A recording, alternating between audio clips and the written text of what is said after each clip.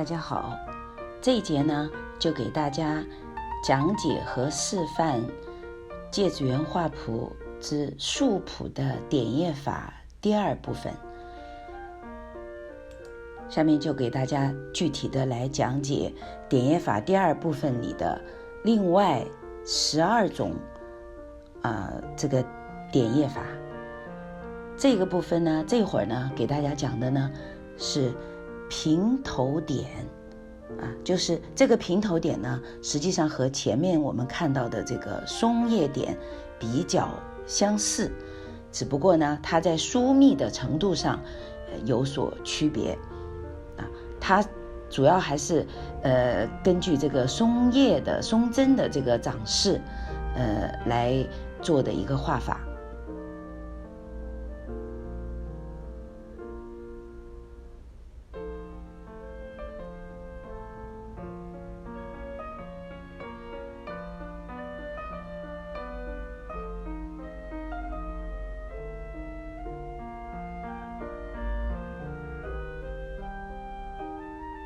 那么现在给大家示范的呢叫藻丝点，水藻的藻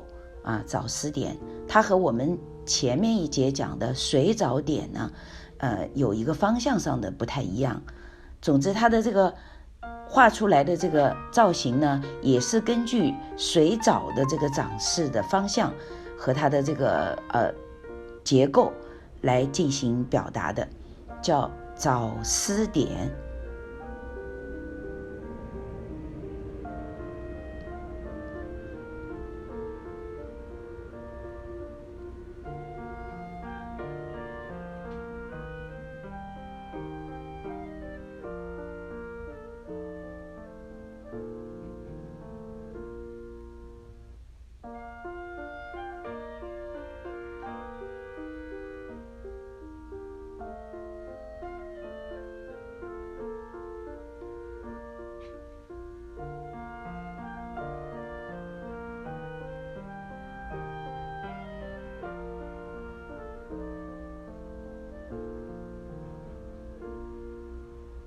那现在呢给大家示范的呢叫大混点，也叫大混点，它有别于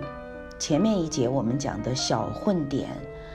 那么表达的时候呢，也就是说把这个笔锋侧着，然后有大有小混合的做一个点的一个表达。这也是一种表达的方式，叫大混点。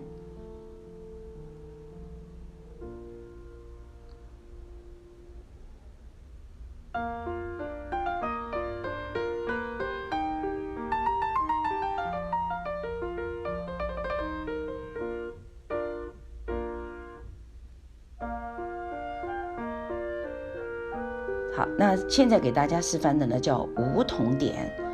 那么顾名思义呢，它其实是根据梧桐树叶的一个给人呈现的状态来做的一个表达基本上也是侧锋，然后呢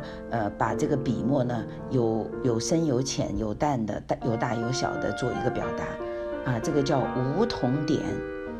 梧桐树的点的样子。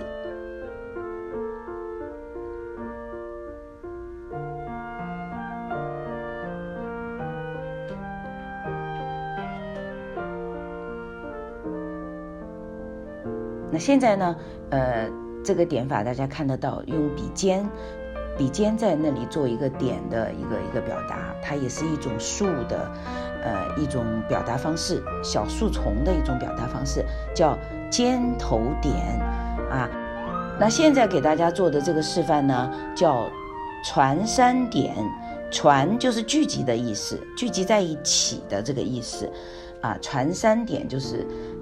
一种形容吧，并不是只有3点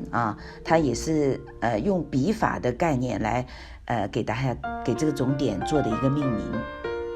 叫船山点。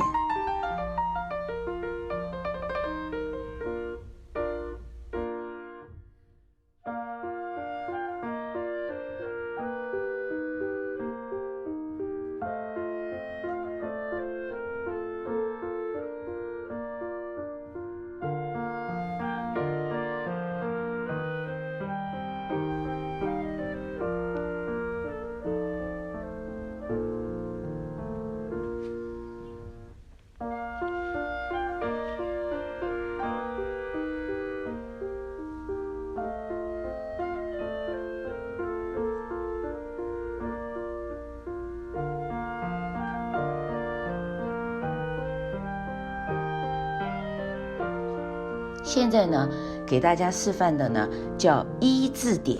就是像我们书法里面写一1、2、3、4的一，这样一横等于叫一字点，它其实是一种状态，就是用这种笔法来表达某种树叶叫一字点。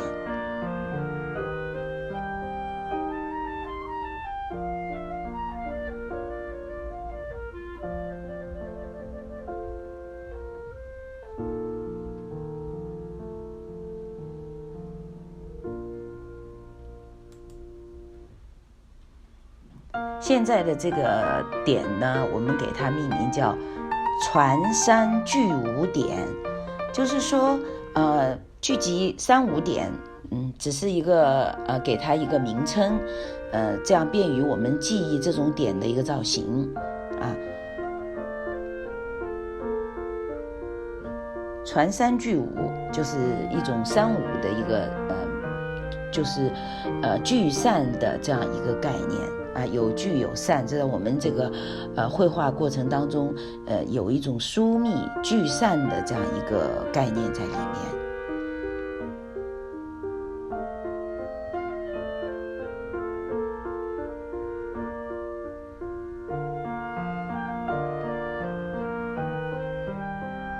那现在给大家示范的这种叫垂头点，就是说两头笔的就是笔画的两头是往下垂的，我们叫它垂头点那这种呢也是表达一种不同的，因为自然界里的树木有很多的姿态，很多的品种，所以在表达的时候我们需要用不同的笔法状态来表达它，所以会产生36种这样的表达方式这叫垂头点。那现在给大家示范的呢叫偏笔点，就是笔是偏着画的侧过来的，往一个方向，它表达的也是某一种树丛的一种那个趋势叫偏笔点。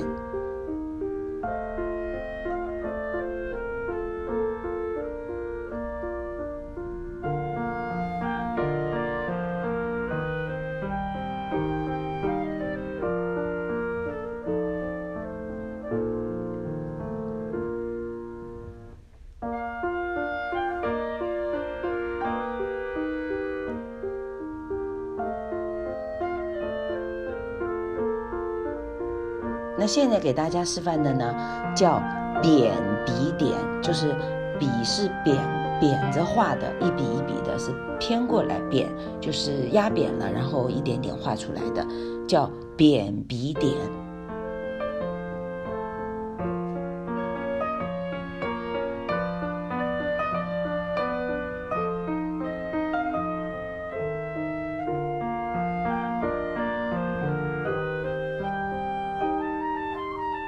那这一部分呢，这个点呢叫仰头点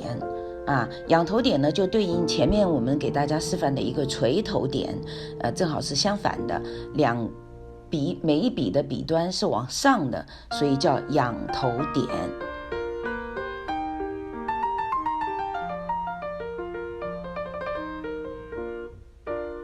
那么等这个仰头点示范结束了以后呢，我们这一集的12种点法就讲完了。那么具体的呢，我们会用某一种点法或者某几种点法拿出来给大家做一个具体的和树干结合的一个具体的示范把这些树叶怎么点在树干上来做这个具体的一个演示给大家。